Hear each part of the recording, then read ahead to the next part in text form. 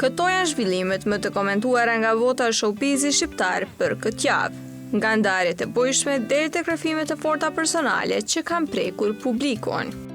Pas daljes nga shtëpia Big Brother VIP Albania, marrëdhënia mes Josmarku dhe Lordana Bratit mbeti në pikpyetje. Ndonësit e tyre shprehen dëshirën për të njohur më mirë jashtë, duket se gjërat nuk kanë shkuar siç pritej. Jozi ka hequr Lordanën nga Instagrami, ndërsa ajo ende nuk e ndjek atë. Këngëtarja e njohur Tuna ka ndarë për herë të parë rrëfime njerëz ndër periudhave më të vështira të jetës së saj. Në një intervistë ajo tregoi se gjatë shtatzanisë së dytë u përball me një divorc të vështirë dhe me 2 goditje të rënda familjare.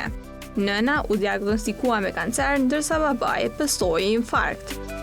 Lero mbetet njëri nga emrat më të komentuar të momentit. Këtë javë vëmendjen e mori për një arsye tjetër, parashitja e tij e re fizike. Fansat vënë re ndërhyrjen e dukshme në fytyrën e tij, veçanërisht në zonën e mollsave.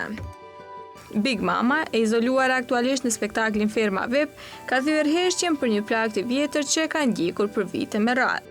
Në një rrëfim emocionale ka treguar se ishte viktime dhunës në lidhjen e saj të parë, ku ajo tha se përjetoi një episod të dhunës fizike të cilën e përjetoi rënd.